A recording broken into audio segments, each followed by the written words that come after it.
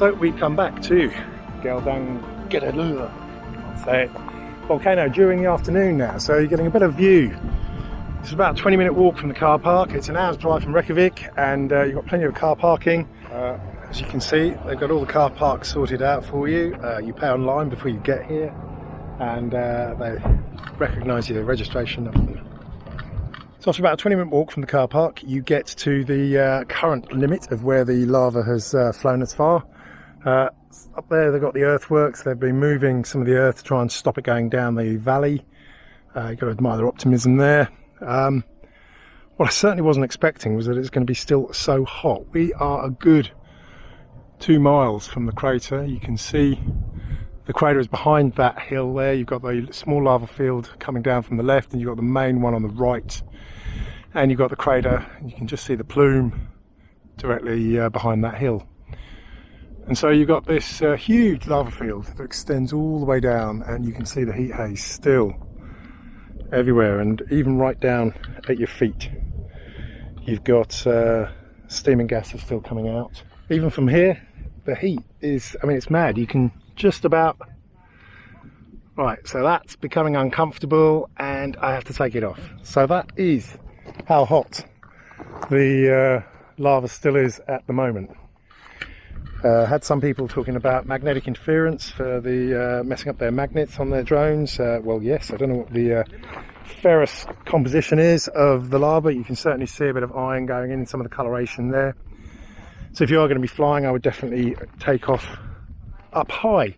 Over here you can see the main lava field.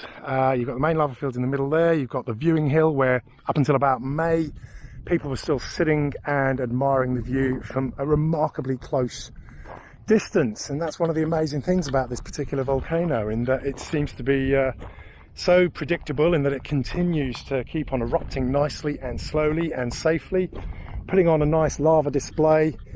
There was a bit of a quiet lull this week, 2 or 3 days of very little activity, and then the night we climbed up the hill, it sprung into action for the first time in a couple of days and put on an amazing show.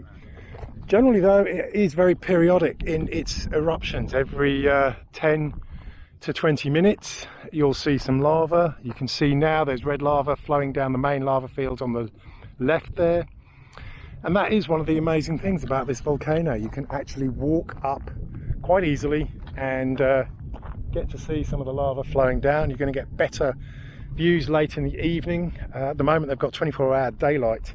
The sun's only setting at around midnight and rising again at 2 o'clock, but you do get the ethereal glow, and obviously the daylight is a lot dimmer, so you will see more of the red lava if you come up late in the evening. Anyway, you've got 2 ways to see the volcano. For me, I think the best way is Path C, as they call it. That's basically climbing up that ridge. You can see the people walking up. It is an almighty steep climb. It takes about an hour to get up there, and eventually in the distance you can see a cell phone tower, little white tower over there. That's where they've got the live feed cam looking down across the valley into the crater itself. That's where we were positioned the other night when we saw the fairly spectacular eruption, and that's where we're going to be walking to again this afternoon. Like I said, it's you've got quite a bit of plume and steam coming up at the moment, so I'm hopeful that we'll have quite an active afternoon and get to see something, at least anyway. So after an hour's climb, here we are up at the top, about 200 metres beyond the live cam feed and cell phone tower. And you see, here's the view you get. Pretty incredible. So like I said, it's about an hour and just under an hour and a half, hour and 20 minutes from the car park, and you can see now straight down over to the crater, and there he is bubbling away like mad. And you can see the people walking right down to it. It really is quite amazing how close you can walk to this active volcano and all the lava fields. But there was a few helicopters flying around earlier on. Certainly didn't want to be flying when they're about. They all seem to have gone now. It's quite good. You can hear them quite easily in the echo of the valley. So without further ado, I think we should get the Mavic 2 Pro up. Air 2S I'm keeping safe. I don't want to get that too scorched. A lot of gas, a lot of wind, smoke, ash, you name it. The Mavic 2 Pro didn't suffer any damage the other day, certainly none that I was aware of. But yeah, I'm a little bit happier about slightly damaging the 2 Pro rather than the Air 2S. Anyway, let's get up into the air and get some photos.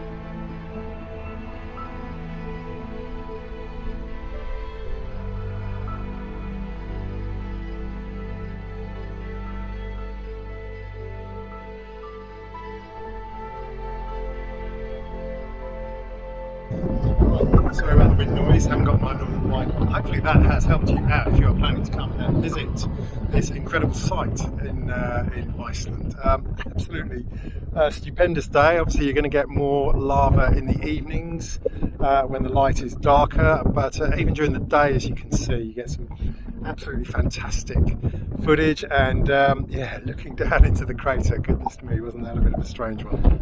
Here for another week, so I will be putting out some other videos going up to the north of the island tomorrow.